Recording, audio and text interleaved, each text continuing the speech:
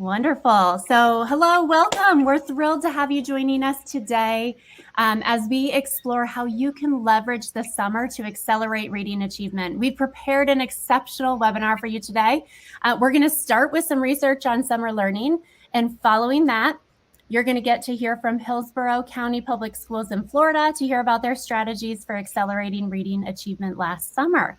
So I can see that people are already introducing themselves in the chat. Thank you for sharing that with us. Welcome. We're so glad to have you here today. Couple of things. This webinar is being recorded and you will receive a copy of it in your email 24 to 48 hours after the event. If you do have questions throughout this whole presentation for Paul von Hippel, for Just Right Reader, for Hillsborough County Public Schools, please put them in either the chat or Q&A, and we are going to take some time at the end to answer them. So you all are introducing yourselves. I'm Tracy Purdy, and I'm the Director of Learning at Just Right Reader, and I'm going to let my colleague Pam introduce herself as well. Hi, everyone. Welcome today. We're excited with what Paul and Tracy have to share with you, and just glad that you're spending this little lunch break with us. I'm Pam, and I am an educator of 30 years and have the privilege now to get to be involved with partnerships all over the U.S. and mostly the Southeast. So I'm excited to have everybody here today. Wonderful. Well, let's go ahead and get started. I'm excited to introduce Paul von Hippel. Paul is a professor at the University of Texas in Austin, and he is very well known. If you've done any research or searched summer learning loss, you'll probably find an article that he wrote or some of the research that he has done. So he's here to share with us today, and I'm going to turn it over to Paul, and we'll try to get his slides shared so he can get going. So Paul, go ahead and share your screen and we'll get started. Thanks for that nice introduction. Let me see if I can share it. So click here, click here, click here. How's that? Perfect. Love it. Wonderful. Oh, okay. So I'll let you take it away from here, and thank you for being with us. Thanks very much. Yeah, my name is Paul von Hippel. I'm a professor and since last year, Associate Dean of Research at the LBJ School of Public Affairs, University of Texas, Austin. You probably haven't heard of me, but if you have, it's probably been in connection with summer learning. I used to give presentations on summer learning loss, and I've started to think that it's actually better to reframe it as a summer learning opportunity. And I'll explain why in the first few slides. So here are some things, here's an overview of the presentation that I'm going to give. I'm going to talk about summer learning, and I'm going to talk about how I've evolved from thinking of it in terms of the threat of loss versus opportunity. And I'm going to talk about various ways that you might be considering taking advantage of the opportunity afforded by summer. One option, which I don't think is a good one, is year-round calendars, and I'll explain why I don't think that's a good one. Another option is summer school. If you've got a great summer school program going on in your district, that's great. I would certainly encourage you to continue it. If you have experienced some frustrations with summer school programs, you're not alone, and I'll talk about that as well. And then I'll talk about home reading programs, and in particular summer book programs. And I'll segue into Just Right Reader's offering of decodable books in the summer, which I believe is fairly unusual, if not unique, in the market currently. So in 2019, I wrote a popular article titled "Is Summer Learning Loss Real?" which a lot of people thought was provocative. I've continued to do research on the topic since then, and I'll fill you in on what the original argument is and what's come in since I made it.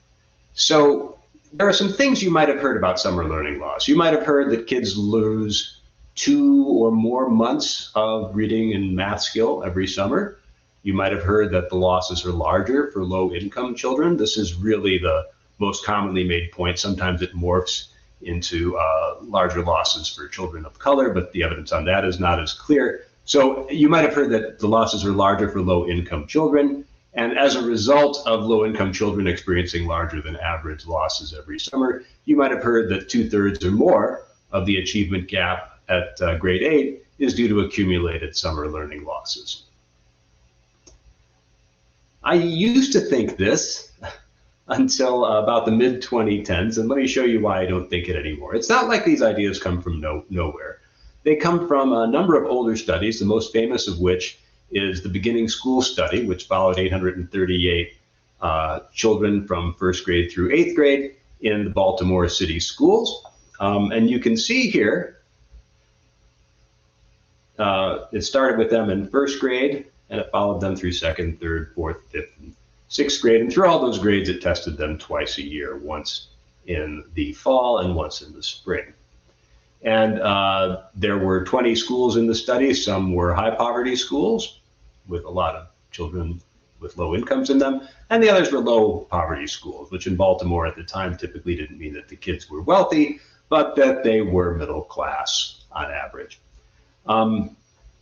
The finding, and this has been reproduced many times, was that you had really only a small gap between low income and high income schools, or low income and high income children, depending on how you analyze the data, at the start of first grade. And it didn't grow very much during first grade. When it grew was during the summer between first grade and 2nd grade. And then it didn't grow during 2nd grade. In fact, it actually shrank a little bit, and then it grew the next summer, and so on. So you have the gap growing from being rather small to being quite large by the end of 8th grade. And substantially all of the growth in the gap occurred during summer vacation. So this is a very clear and compelling story, and it's what I thought until about 2010,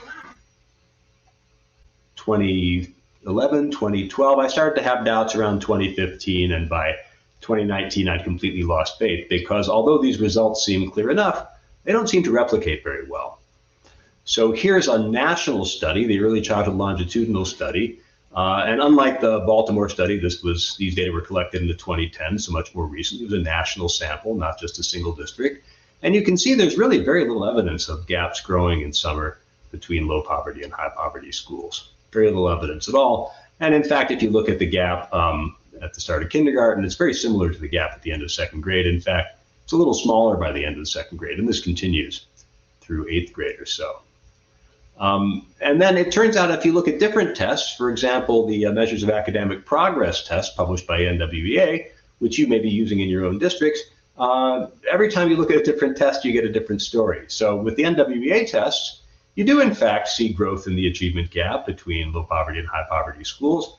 It's smaller at the start of kindergarten and larger at the end of 8th grade. But despite the fact that you see growth in the gap only grows very slowly, and it doesn't grow any more quickly during summer vacation than during the school year. So this is another sort of failure to replicate that Baltimore finding, a different kind of failure.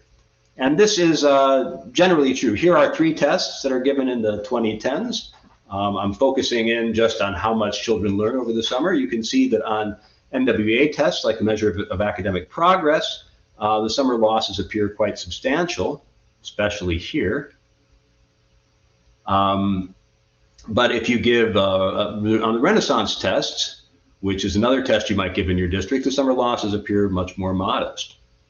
So the 2nd grade loss, the loss in the summer before 2nd grade, which looks quite large here on the NWEA test, is really quite small on the Renaissance tests. And then if you look at the Early Childhood Longitudinal Study, which is a federal survey, you find that there's really no summer learning loss at all, at least in the summers before 1st and 2nd grade. So we got 3 different tests given in the 2010s to large and diverse national samples of children, and they tell 3 different stories. So you start to wonder if what these tests are measuring has fundamentally to do with what children are learning, or if there might be something else going on. And here are some ideas about what else might be going on. First of all, it matters when you give the test. This is a graph that I made in the very first paper I published on education, where I pointed out that tests are rarely given on the first and last day of summer. It's more common for the spring test to be given, let's say in early May, maybe even late April of the school year. This may be sounding familiar to some of you who give twice yearly tests in your district. And the fall tests are often given in October. or so, or even later. And so if you compare the spring test to the fall test, you often find some signs of progress, but it's not clear if that progress is due to the summer vacation or if it's due to the learning that happens in the last month of kindergarten and the first month of first grade. So in this particular paper, I said you can just connect the dots like this, and then you get a very optimistic view of summer learning. Or you can extrapolate beyond the actual test date to the score that you think would have been achieved if the kids had actually been tested on the last day of kindergarten. And you can see that suggests that kids are at the beginning of summer about where they are at the end of summer. So if you extrapolate, you find that there's not evidence of summer learning loss, but evidence of a kind of summer learning stagnation, kids going sideways. I thought this was a very clever graph when I made it in 2004. It turns out similar graphs had been made in 1996 and 1986 and 1976. There was nothing particularly new about this. This problem exists in most summer learning studies, and in fact, we haven't really gotten any better about trying to get these tests close to the beginning and end of the school year. I'd be interested in hearing from some folks in the districts why that's hard to do. But we have gotten pretty good about extrapolating beyond the test dates. These extrapolations make some assumptions, but they probably get you closer to the truth than just connecting the dots would. So it matters when you give the test. It also matters how you give the test. So here's the NWEA results again. And I've focused in here on the summer after second grade. Sorry, this is the summer before second grade, after first grade. And you can see that the summer learning loss looks especially steep there. And the reason for that is not that kids are losing a lot more during the summer after first grade than during the summer after kindergarten or the summer after second grade. I mean, why would they lose more during this particular summer? It turns out that this is actually a change in how the test is given. Audio support is given on the NWEA MAP tests, the MAP for primary grades tests, which are typically given in kindergarten and first grade, and then that support is often withdrawn at the start of second grade. And so what you see here is an actual artifact of audio support being withdrawn rather than kids actually forgetting more in this particular summer. And this is a common issue. In fact, if you look at the older literature, a really common issue is that a different test would be given in the fall than in the spring.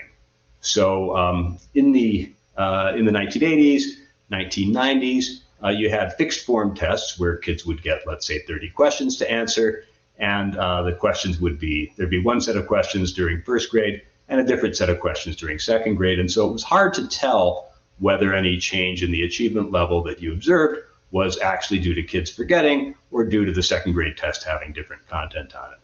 Psychometricians were aware of this problem and really tried to do something about it, linking these tests so that they were supposed to line up, and a score of, let's say, 200 meant the same thing at the start of second grade as it did at first grade, but all these different ways of equating the tests, they produced different results, and so it wasn't clear how successful they really were.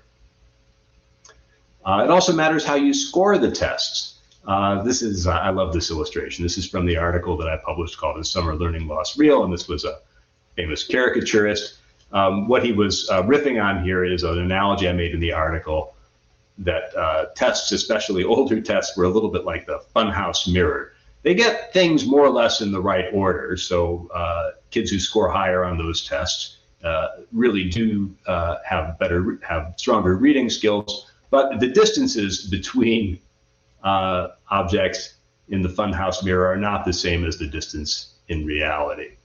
And this is a long-standing issue in psychometrics. In the 1980s, there was an issue when tests went from Thurstone scaling to item response theory scaling. You might have heard, if you've worked with a test vendor, about IRT scaling. That was a new thing in the 1980s, early 1990s. Now it's pretty routine. And there were some things that happened when test vendors transitioned from Thurstone scaling to item response theory scaling. One thing that happened was that it previously had appeared that gaps between kids who were ahead and kids who were behind, it previously appeared that those gaps got bigger and bigger as kids got older. And then when a major test vendor, it was first the comprehensive test of basic skills, switched to item response theory scaling, suddenly it appeared that gaps between advanced and less advanced children were actually getting smaller as kids got older. So a lot of people didn't buy that. There was a kind of a dismayed article titled "Something's Rotten in the State of Test Mark." But the IRT scales are the scales that we use today. They're widely accepted, and therefore we have to accept the possibility that gaps are not actually growing between kids who are ahead and kids who are behind as they get older. By the way, this classic Baltimore study was given just before this one here, was given just before this transition to IRT scaling. So there's a couple issues here. One is that different tests were given in the fall than in the spring. So this transition here from second to third grade, what you're looking at is partly how much kids learn and partly a change in the content of the test. And then also it was using a form of scoring or scaling that we don't use anymore. It was using a Thurstone scaling that had properties that were considered good at the time, but that no longer are used. So it matters when you get the test, it matters how you get the test, it matters how you score the test.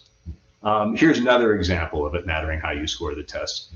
This is another result really from the first publication that I had in education, where I was looking at achievement gaps between high poverty and low poverty schools. Those are the two lines here on the early childhood longitudinal study. And at the time, the test was being scored on a kind of number right scale. So there were about 180 questions on the test, or in the test bank, and the score was how many questions a student answered correctly.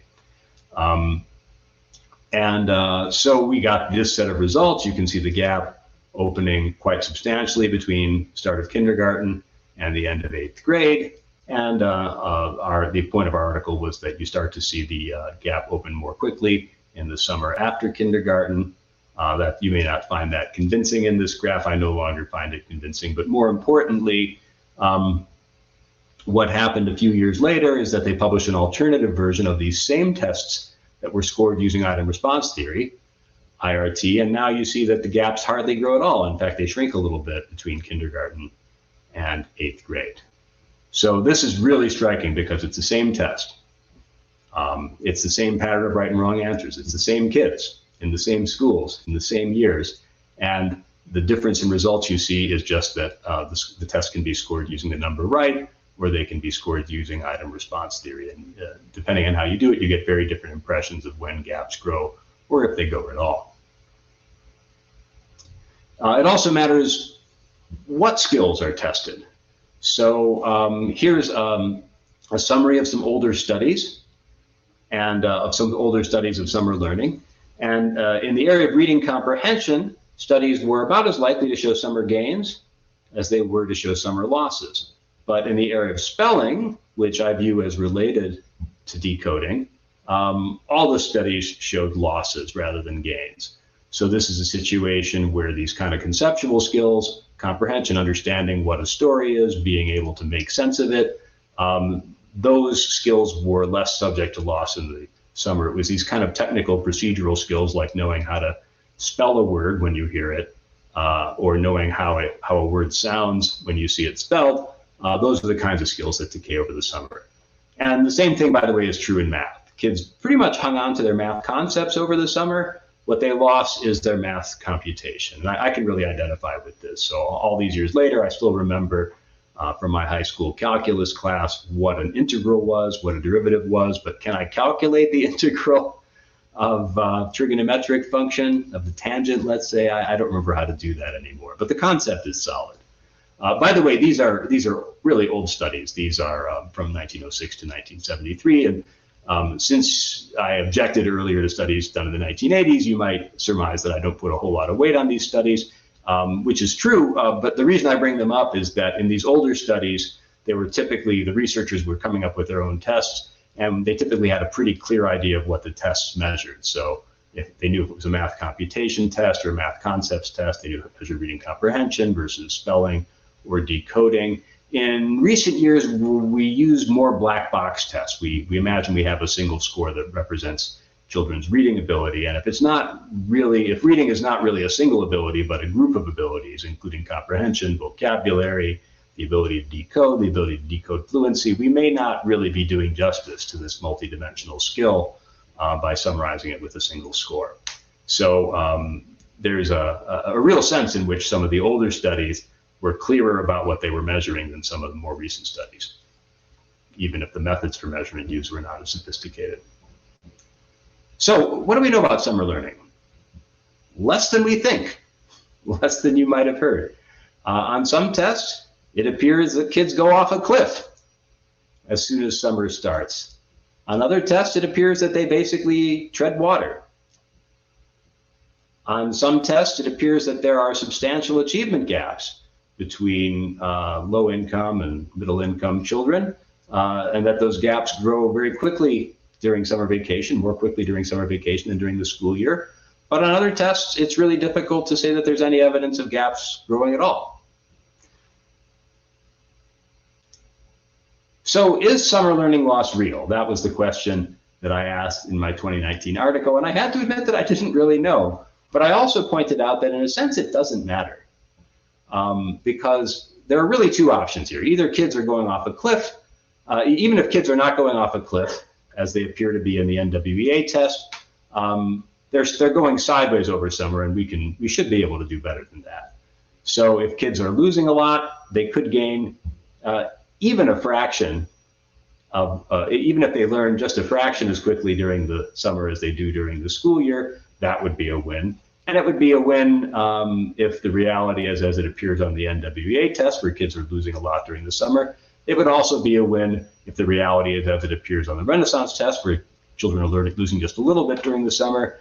And it would also be a win if reality is as it appears on the Eccles-K tests, where kids appear to be losing little or nothing over the summer. So this is why I've stopped thinking about summer learning loss and started thinking about summer learning opportunity. And I'm afraid I'm going to have to let the dog in, or she's going to continue to bark throughout the presentation. This should take just about 60 seconds.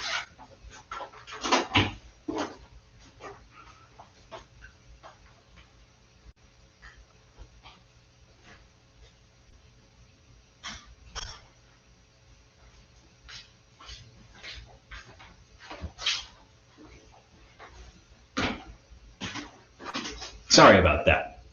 Okay, so some folks in the summer learning space are not real crazy about my questioning the reality of summer learning loss, but I think that's because we've really gotten used to the idea of trying to market summer learning solutions out of fear. We say, if you don't do this, your kid's going to forget everything they learned during the school year over the summer. And fear is a strong motivator. And I think some summer learning solutions providers have really found it to be very effective, but it's not the only motivator. I think we can be just as strongly motivated by opportunity as we are by fear, and that's how I would encourage you to think about the summer. The summer is a great opportunity. Even if kids wouldn't forget a lot if you did nothing, they can learn a lot more than they do. They can learn a lot more if you do something. So what might you do to take advantage of the summer learning opportunity? There are several options. One option is you could adopt a year-round school calendar. Let me just say what I think a year-round school calendar is, because there are a lot of misconceptions. So people, when they hear a year-round school calendar, they often think, well, school's in session all the time, or school's in session more than 200 days. There are some schools that offer that number of days. It's less than 1 in 1,000 in this country. They're almost all in the charter sector. When a traditional public school district adopts a year-round calendar, what they almost invariably mean is that they're going to rearrange the usual 180 days of the school year. So the usual arrangement is like this. During summer, you get about 60 weekdays off. And then you start with a long block of about 70 weekdays where kids are in session.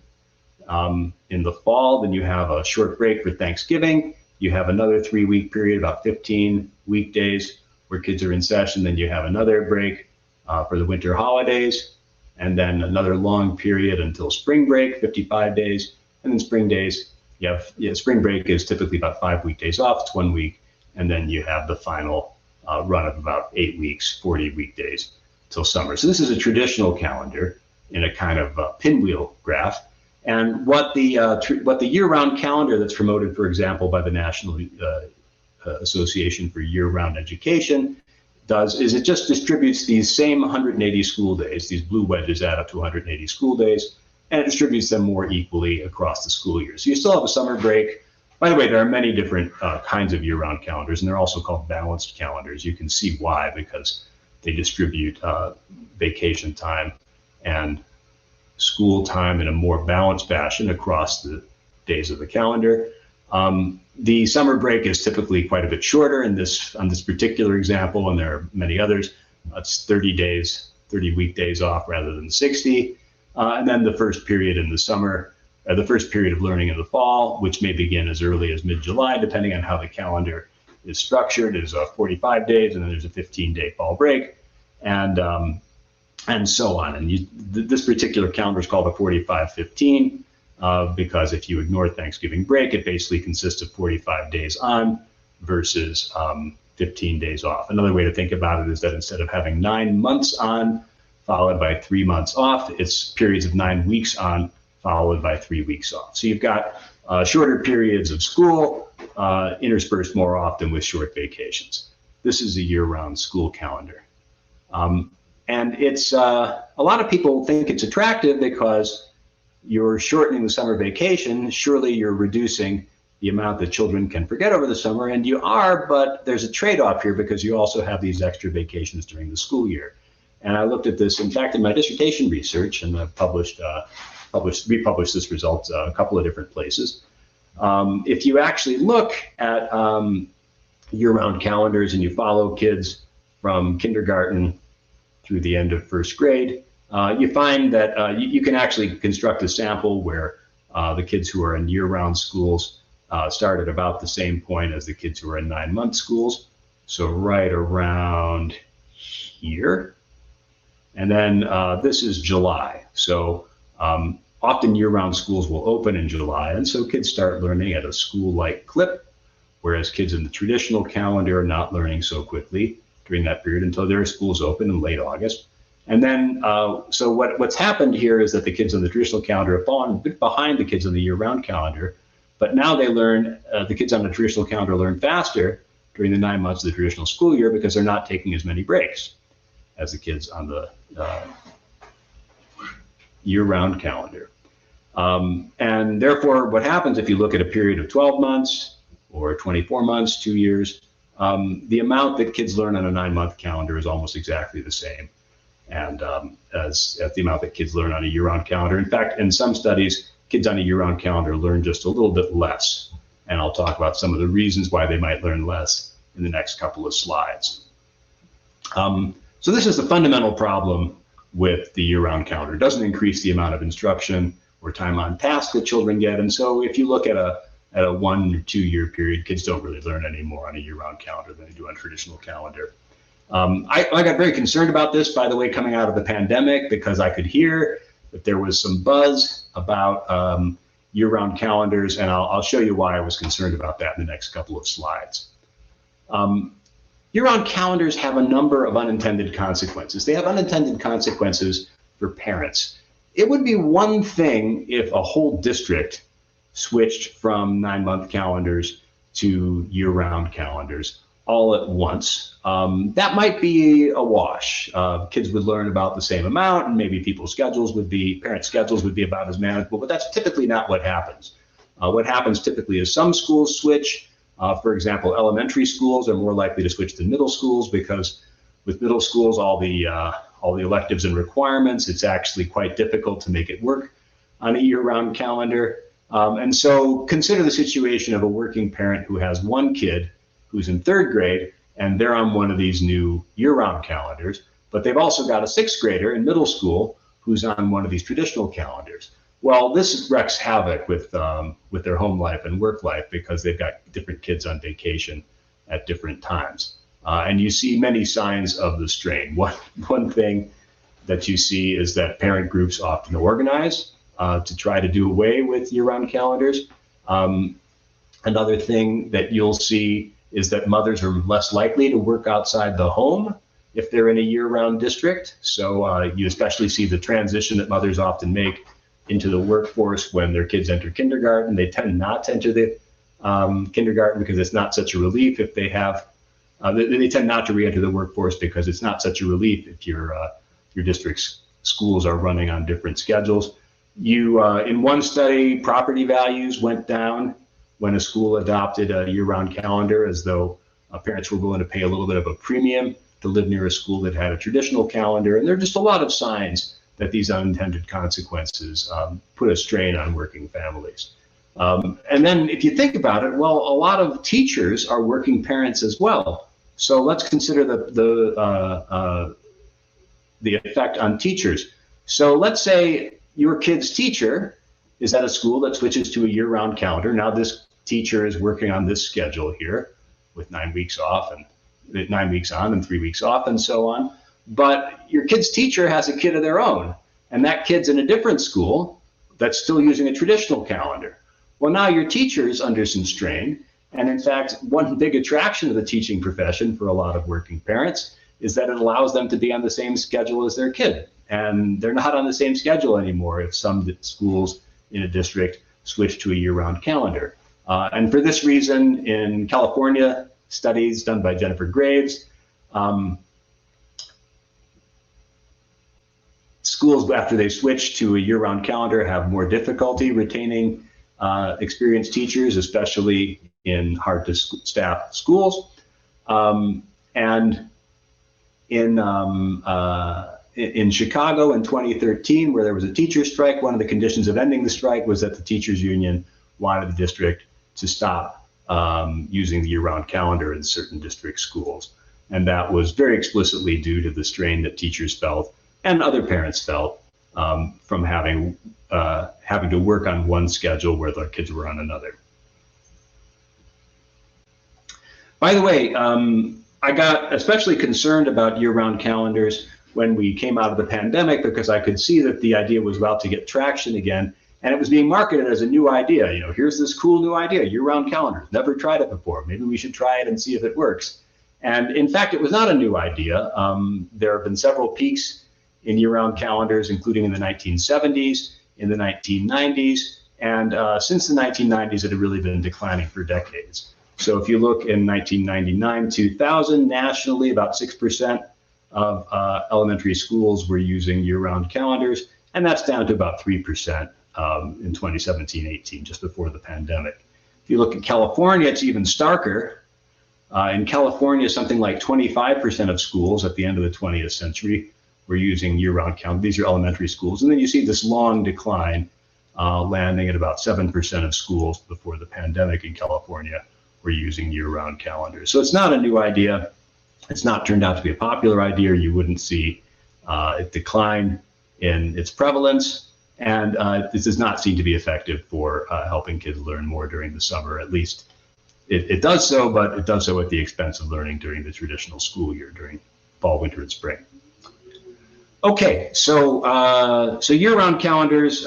Jennifer Graves and I published an article called "Busting the Myths Around Year-Round Calendars." We were concerned that they had been misunderstood for decades and that they were going to enjoy a resurgence of popularity after the pandemic. I'm not sure if we succeeded in tamping down enthusiasm. There's been renewed interest in year-round calendars in Washington State, in Florida, in Philadelphia, but maybe we can take a little credit for there not being more interest in them. If you're considering year-round calendars in your district, I would encourage you to look for our article. It's freely available online.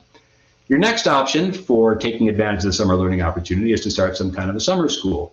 And summer schools can be very effective. If you've got a really effective summer school offering in your district, I would encourage you to continue it. Here's a nice study by my colleague Jordan Matsuderi, who's at Columbia. What he looked at, this is a little bit of a complicated graph, but he looked at the correlation between the horizontal axis here is third grade reading scores in 2001, and then on the vertical axis here there are fourth grade reading scores in 2002. And he's looking in New York City, and this is a situation in which kids who are below a certain cutoff, which is right here, were required to attend summer school. Did kids who were required actually attend summer school? Not all of them, but about 3/4 did. Versus kids who were not required, it was more like 25% or even less for really high achieving kids. So the kids who needed it most were routed to summer school, And if they hadn't gone to summer school, you would probably see this kind of linear relationship between their 3rd and 4th grade scores continue. It'd be like this.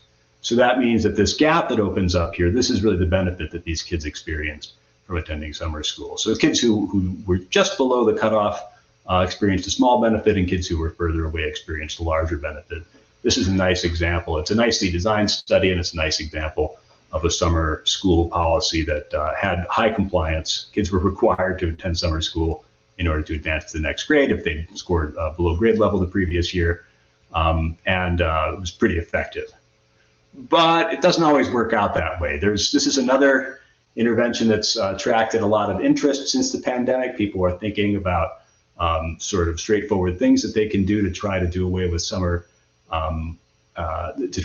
pandemic learning loss, which most definitely is real. And the results are often disappointing. This is from a study recently published by about a dozen scholars, including Megan Kuhfeld, Thomas Kane, Doug Steger, a bunch of other people, where they looked at the summer school programs in 8 different districts. And they found they had some problems which you may have experienced in your own district. Again, if you're not experiencing these problems, that's great, keep it up. But if you are experiencing these problems, this will sound familiar to you. The summer program was often somewhat short. In this case, there were only kids were only spending about 13 days in the summer school program. Attendance was poor, especially among the kids who really probably needed summer school the most, and the effects were really disappointing. The researchers actually went in with kind of muted expectations. They were expecting an effect of about 0.03 standard deviations, which is only a single percentile point, and they didn't even get there. The actual effect was not significantly different from 0. It was about 0.01 percentile points, which is it was about 0.01 standard deviations, which is something like 1/3 of a percentile point, just barely noticeable that there was any benefit at all.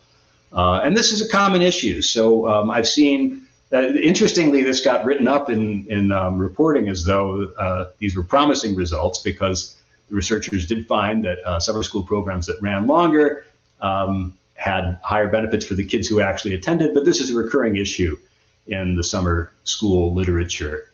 A lot of the findings are about a program that no longer exists because the district stopped investing in it, or how great a program would have been if only more kids had showed up to it. There really are not that many examples of a program that really goes on for years and has really high participation by kids. And that's maybe because of the stigma that's often attached to summer school, which is why most summer school programs now are called summer learning programs and have a strong recreational component. Okay, so your third option is to do some kind of a home reading program.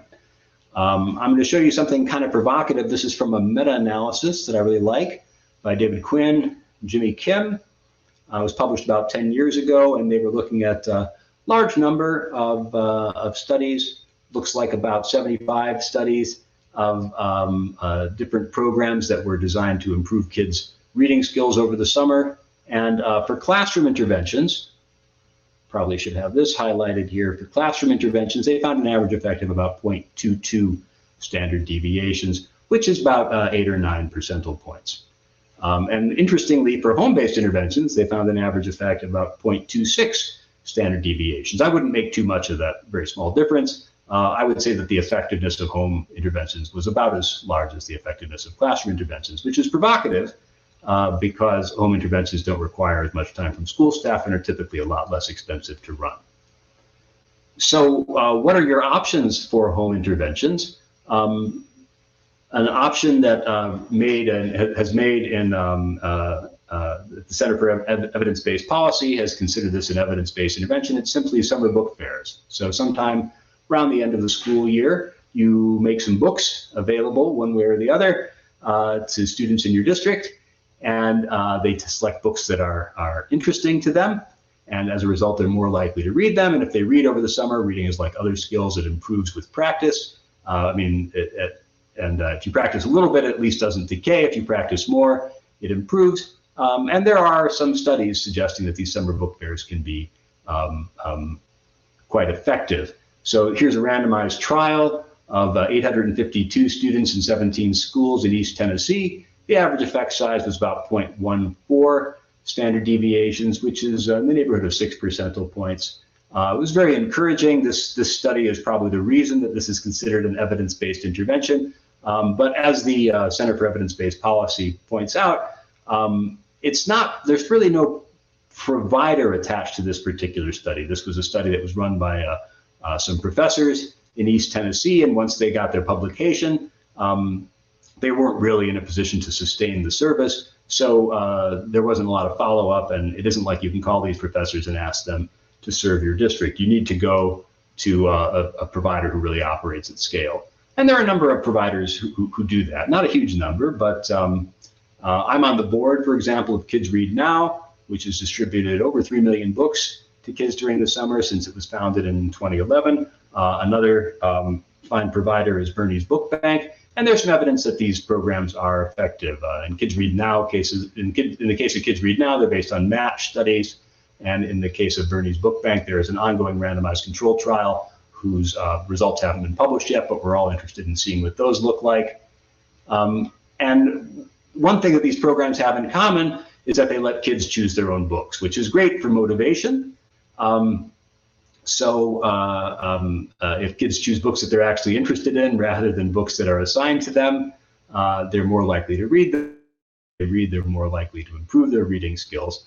Both Kids Read Now and Bernie's Book Bank do that. What I think the space really needs is a provider who provides books that are engaging for children, but are also decodable, because decodability, as we know, you wouldn't be here if you didn't think this, is really important for beginning readers. It doesn't, you can have kids take home a book on a topic that really interests them, whether it's their favorite sport or their favorite furry animals, and if they're unable to decode the words on the page and don't have an adult to help them with that, they're really going to struggle anyway. So I think what's been missing in this space until recently is a provider that really emphasizes decodables in the books that it makes available to kids over the summer. And with that, I will turn the conversation over to the folks from Just Right Readers. We'll talk about their decodable book offering and what you can do with it in the summer. Wow, thanks, Paul. I do have a lot of kind of feedback that I want to make sure that we bounce off of one another and before we close out today. But we do have another special guest, and I'm so happy to introduce you to Tracy. Tracy Bergman began her career as a teacher, a 4th grade teacher, back in 1998. I don't know if you wanted me to blast that out there, but I started earlier, so I'm fine with that. And she spent 22 years working in Pinellas County, Florida. She worked as a classroom teacher, a curriculum specialist, an assistant principal, an elementary reading supervisor, and an elementary school principal. And then she began working in Hillsborough County Schools in 2020 as the Executive Director of Literacy.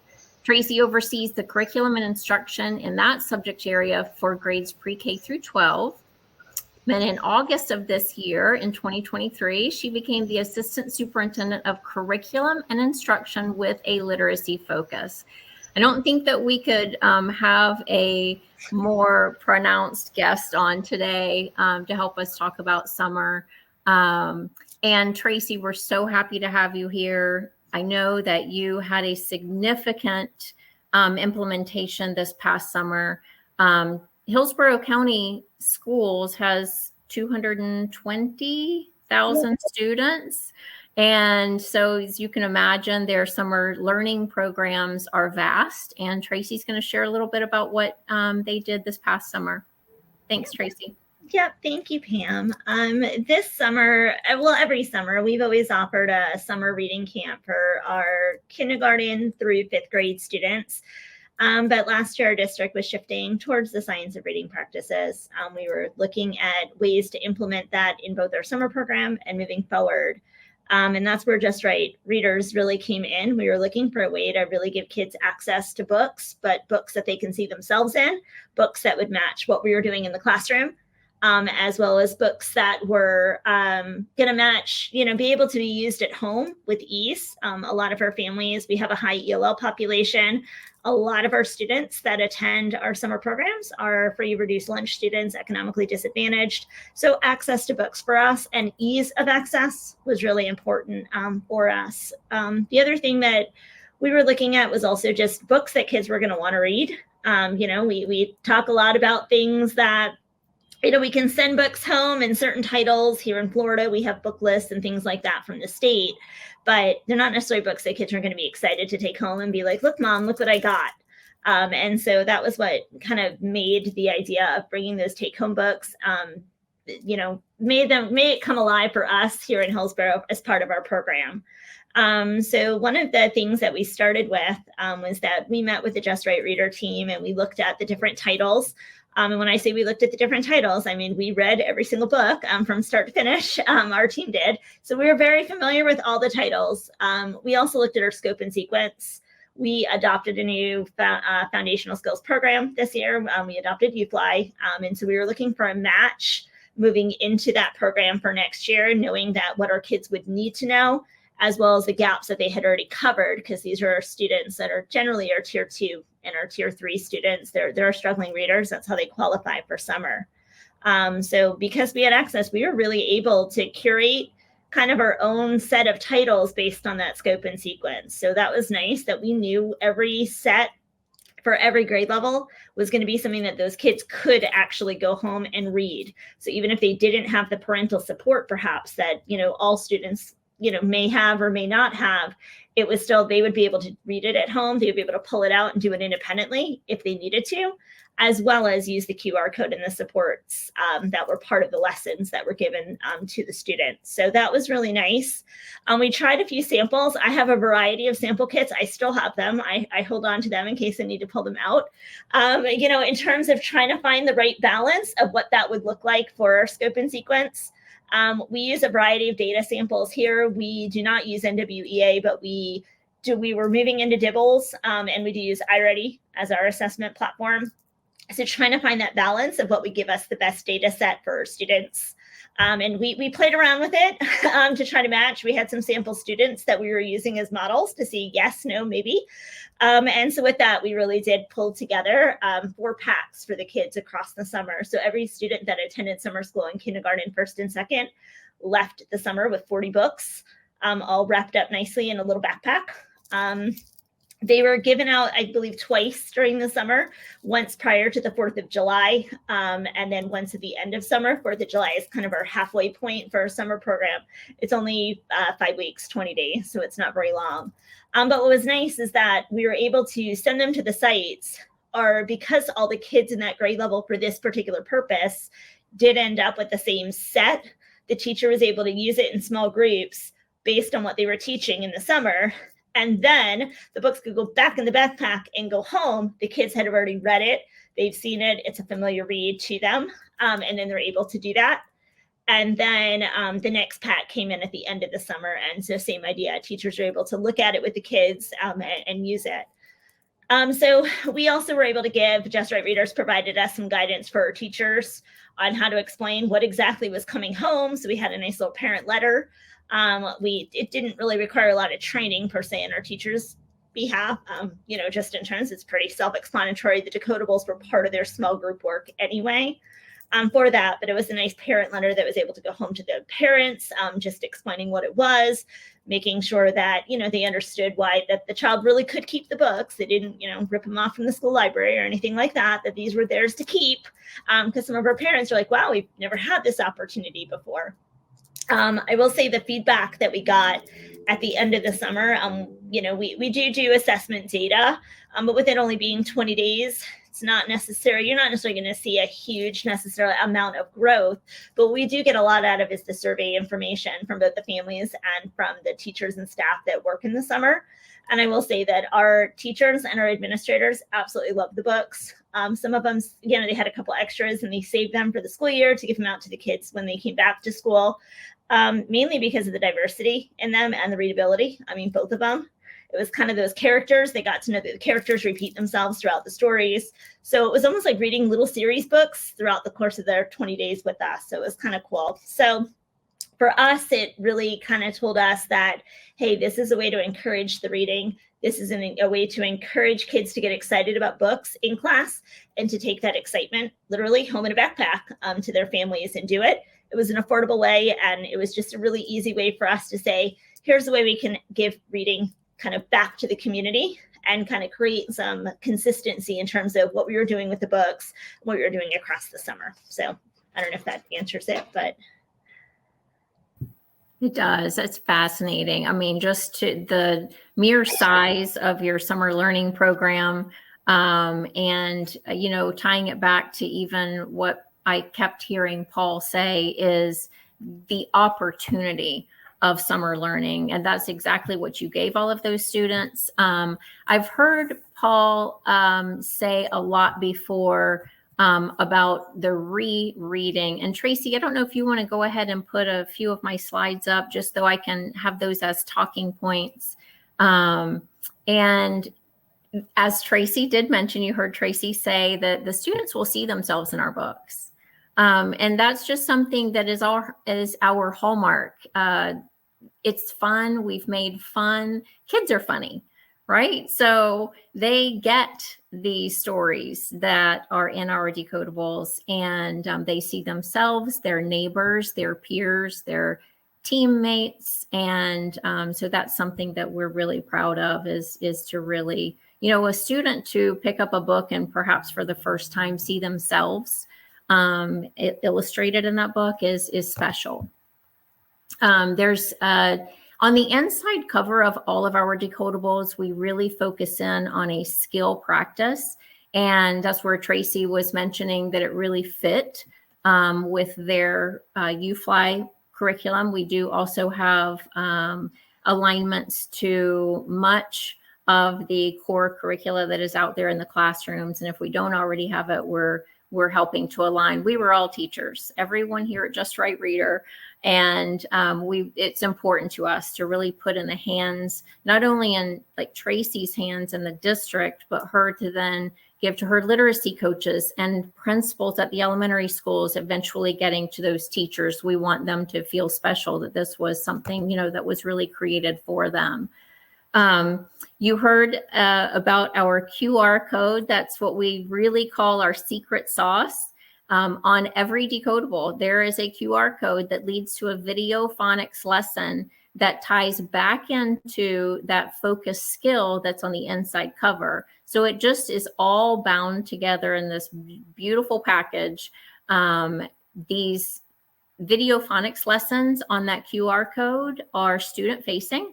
But of course, when those take homes go home and their caregivers, parents, brothers and sisters, aunts and uncles, they're all listening to how we are teaching phonics in the classroom, because it is one of our teachers that's modeling great phonics teaching. They can watch that video in both English and Spanish. And next to come, soon, I hope, we are already working on Haitian. So that will be added quite soon. We have this video phonics progression, our phonics progression that is both in English and Spanish. We'll be happy to share out. If anyone is interested to email us today, I'll give you that email address so that we can connect with you. Some more of those curriculum alignments, you see UFly there, letters, and then probably most on here today will probably see something that they are using in their foundational literacy programs. So our take-home decodables, we all know our classroom libraries. We have full classroom libraries from pre-emergent all the way through high interest chapter decodables that really are appropriate for those 3rd, 4th, and 5th graders who are still learning some of their foundational, their multisyllabication, prefixes, suffixes. But we go all the way down to that pre-emergent in those classroom libraries. But what we were talking about today is our take-home decodables for the summer. So I've heard Paul say a lot about rereading. Rereading helps develop fluency. And I've been listening to Paul for over a year now, and that's something that he really holds true. And there's a lot of research based around that rereading. You'll see up in the right-hand corner, the high five, and some have a paw print. So that on the back of the book, we added there because that rereading, we want them constantly rereading. And every time they finish reading one of our decodables, they get to color in part of the handprint, the high five, or the paw print, whatever is appropriate. And so that they can see that visual, they want to fill that hand up and read it 4 to 6 times. Something else that, being that the practice is personalized, as Tracy mentioned, we data share. So in the top left-hand corner, so what we do to really personalize this learning for the students is that you're going to share your reading data with us, whether that is iReady, Dibbles, STAR, FAST, NWEA. I've seen iStation. And our data team takes that and we personalize these packs, as you see right in the middle. We're so crazy. We actually gift wrap every pack, and the student's first name is on that pack. And then they do also get a backpack to carry home. There is a writing component. We know the importance of writing, and Dr. Ray Reitzel, who we do a lot of work with as well, has really emphasized that connection between the reading as they're learning to read and writing. So all of those take-home decodables have a little writing space in there as well. We have the lesson plans that go nicely, that pair really nicely with the in-class small group instruction that can take place in your summer learning programs, and then the students take them home. So we have those full lesson plans there that we provide to the district and to those teachers, as well as who got which packs. We're telling you, Anna, Robert, and Maria got the same packs, and that can be your small group. And that comes with each new shipment as well. Anything you want to add there, Tracy, as far as anything kind of connect to maybe add something there about our decodables? No, and I think, one of the things that stood out to me too with the decodables was the data share. We were on a little bit of a time crunch when we purchased, but even we had permission to share the data of the students that we did. And I will say, even looking at it, right, being able, I think, to just work with your team and the Just Right Reader team on being yeah, but this doesn't really fit. I get it's where iReady says they are, or where STAR says they are, but it was really nice to be able to target it to exactly what the kids needed and to make sure that they can have success with it. Because ultimately that was our goal, is that we didn't, it was for small group, it's for summer. They're already there all summer with us. Which some are happier than others for that. So, it was just that piece, I think, of really being able to drill down to what the students needed at that particular time. Thank you for that. Yeah. So there's a lot of other different ways. Hillsborough and many other districts have used our summer packs for summer learning. One thing that has really been popular lately is they have started using our decodables in both our libraries and our take-home decodables in their high dosage tutoring groups. So because we have that lesson plan, it's a very focused 15 to 20 minutes. They're using it when they're high dosage tutoring programs, which is fabulous. You also last summer used in your bilingual program, in your multilingual program, those students got our Spanish decodables. We have our Spanish decodables shipping out this next month. They have been they're completely new, but last summer, Hillsborough did try those out with their Spanish students in those multilingual programs. I think that you had quite a large group there. Yes, we have the Bridge to We have dual language at all of our sites. In addition, in the summer, we run the Bridge to Biliteracy through the Department of Defense as part of a grant. So we were able to purchase for kindergarten and first grade. Those are the only grades we had the program in. We were able to give them each the pack that matched their grade level as well for the Spanish practice. So I know our dual language team was very, very excited about that. So they were. That was awesome.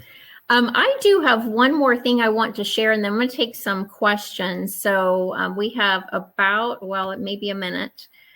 We have our board books for babies. That's our brand new offering. And we have 36 titles from birth through age 3. And they're beautiful. We've stayed true to that hallmark of having our QR code. We have introduced sign language. There is a new sign in each title, and just really giving parents and caregivers a lot of encouragement through these videos in the development of their babies, and essentially building those foundational building blocks of talk, read, play, sing, and all of the importance of that before they get into Hillsborough County schools and all of the school districts of people who are here today, building that foundational knowledge. Tracy, you do have a question here in the box. Someone has asked, what do you use alongside UFly to meet the other reading components? So our district back during our last reading adoption, I think it was in 2020, adopted McGraw-Hill Wonders. So we do use Wonders for the other end, the other half of the rope, so to speak, for science and reading folks out there. So we use the Wonders components for comprehension, for language, and for writing. But we do use UFly and other decodable text for our foundational skills and our small group. Tracy, are there any other questions? Wonderful. I would love to have Paul come back on and join us as well. Let's see here. We'll get Paul joining us as well. Hi, Paul. And I just want to thank everyone for being here today and spending this time with us to really start thinking about summer and that opportunity in summer, what you can do. As we close, if you have other questions, feel free to put them in the chat or Q&A. But as we close, I would love for both Paul and Tracy to just share just a little bit of advice that you have for district leaders. What's the one thing that you think that they should be thinking about or remember when they're thinking about summer and the opportunity in summer? Tracy, I'll let you go first. Right. I would say the biggest thing to consider in the summer is about access and making sure kids have access, not just while they're in school. Summer programs, at least here in Hillsborough, are a lot shorter, time limit and things like that. So it's the question then becomes, as a district, how do you ensure that kids stay engaged or have the opportunity to stay engaged in reading even when they're not in school? And so I think that's a big piece. And I think the other side to that, and one area that I know we want to address this year, is what do we do for the students that also don't attend summer programs for a variety of reasons? What type of access to texts can we give them so that they too can stay engaged to try to kind of capture and wrangle the way around the summer learning loss? So for us, it's about access, I think, is the biggest thing for us. Mm-hmm. Wonderful. Thank you. Paul, what about you? Yeah, I would agree. I think it's easy to overestimate what kind of access kids have. A lot of kids do not have books in their home, many books in their home, and if they do, they're not necessarily the kind of books that engage them or the kind of books that they can actually read with the skills that they've developed in the previous school year. So it's important to have those things so that kids are able to continue practicing and that they're books that they're actually motivated to read, because you can't stay on top of them during the summer the way you can during the school year. Very true. Thank you. We did have one more question pop in, and I don't know who wants to answer this one, but the question is, how long should kids spend reading each day during the summer? Any advice on that, Paul? Any research that you've done? Insight that you have? I don't know if there's a single time dosage that's considered most effective, but it's more effective. It's the science of learning suggests that it would be more effective to read a little bit every day than to really cram it all into, 1 day a week or just a couple of weeks at the beginning of the summer. If you can sustain practice throughout the summer, kids will, they'll forget less and they'll build their skills more. Wonderful. Well, I think that that's a great way to end. Tracy and Paul, thank you so much for being with us today and sharing. And Pam, thanks for sharing as well. We hope the rest of you have a wonderful day and join us again at another webinar to learn more. Thanks. And if there are any other questions, you can email schools, plural, at justrightreader.com. We'd love to hear from you. Wonderful. Thank you all. Have a great day. Bye.